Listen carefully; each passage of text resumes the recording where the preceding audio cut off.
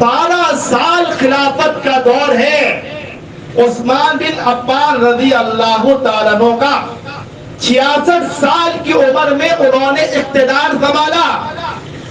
66 سال یہ وہ وقت ہوتا ہے کہ جو بڑھاپے کا وقت ہوتا ہے، جس میں ذہن، جسم، صلاحیتیں، توانائی ویسی نہیں رہتی کہ جو ایک 40 سال کے اور 30 سال کے مرد میں موجود ہوتی۔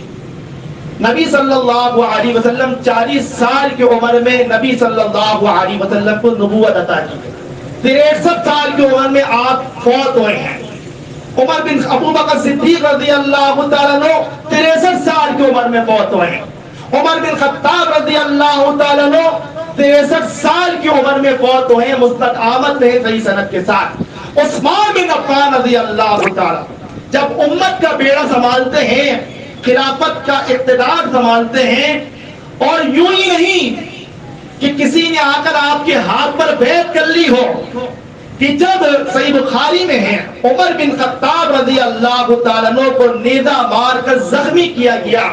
ابو فیروز لولو کہ وہ مجوسی تھا کہ جس نے فجر کی نماز کے بعد حملہ کیا عمر بن خطاب رضی اللہ تعالیٰ عنہ پر۔ آپ تلاوت کر رہے تھے اور آپ چیخ کر بولے عبد الرحمن بن عوف کو کہ مجھے یوں لگتا ہے جیسے مجھے کسی جانور نے کاٹ لیا ہے۔ اور اس وقت اس فیروز لولو نے جو پہلی صف تھی مسلمین کی صحابہ اکرام کی، وہاں پر بھی نیزے برسائے۔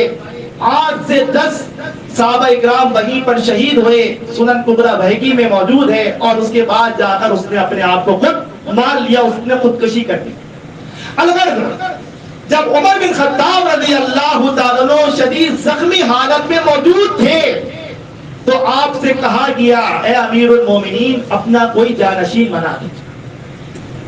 عمر بن خطاب رضی اللہ تعالیٰ عنہ کا کیا جواب ہے کہ میں اپنے بعد انہی لوگوں کو مقرر کرتا ہوں کہ جن سے نبی صلی اللہ علیہ وسلم ابو بکر صدیق رضی اللہ تعالیٰ عنہ اپنی حیات طیبہ میں راضی رہے، اور موت اس حال میں ہوئی کہ وہ ان سے راضی تھے۔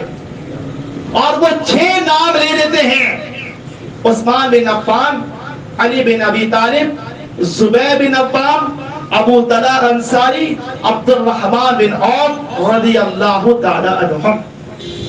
اور جب ان کی وفات ہو جاتی ہے، وہ شہید ہوتے ہیں، صحیح بخاری صحیح مسلم میں یہ پورا واقعہ موجود ہے۔ اور اس وقت کہ جب یہ 6 اصحاب موجود ہیں تو عبد الرحمن بن عوف رضی اللہ تعالیٰ عنہ نے یہ بیڑا اٹھایا کہ میں آپ کے درمیان اس صحیح آدمی کو خلیفہ مقرر کروں گا کہ جو امت کے لیے اس وقت کا بہترین ہوگا، اور مسلمین جس کو پسند کرتے ہوں گے، اگر آپ لوگ یہ اختیار مجھے عطا کرتے ہیں۔ اور 3 دن 3 راتیں اور 2 دن صحیح بخاری میں ہے، عبد الرحمن بن عوف خود بیان کرتے ہیں 2 راتیں میں نے جاگ کر گزاری، 3 دن مسلمین کے معاشرے میں رہ کر گزاری، لوگوں سے ان کی مشاورت کی، ان سے مشورہ لیا، ان کی رائے جانی۔ اور جب خلیفہ بنانے کا وقت ہوا تو سب سے پہلے علی رضی اللہ تعالیٰ عنہ کے پاس جاتے ہیں اور ان سے پوچھتے ہیں کہ میں آپ کو اللہ کی قسم دے کر پوچھتا ہوں کہ اگر آپ کو اس اسلام کی امان تھما دی جائے، خلیفہ مقرر کر دیا جائے، آپ ہمیں بھروسہ ہے اللہ اور رسول کے احکامات کے مطابق اسلام کی صدارت کریں گے، کیا آپ اس بات کی گواہی دیتے ہیں؟ علی رضی اللہ تعالیٰ عنہ بلا توقف کہتے ہیں کیوں نہیں، میں یہی کروں گا۔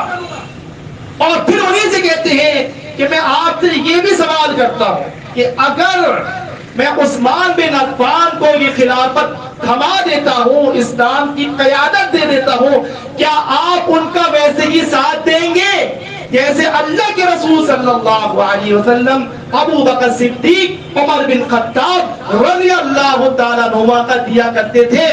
اور نعم، انہوں نے کہا ضرور، کیوں نہیں، میں ویسے ہی ان کا ساتھ دوں گا جیسے میں اس سے قبل اسلام کے قائدین کا ساتھ دیتا رہا ہوں۔ اور پھر انہوں نے اپنا ہاتھ بڑھایا اور سب سے پہلے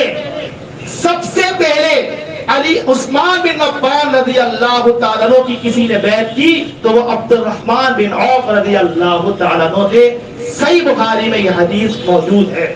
مسلمین کی صحابہ اکرام کی تمام تر مشاورت کے بعد عثمان رضی اللہ تعالیٰ عنہ خلیفہ مقرر ہوئے.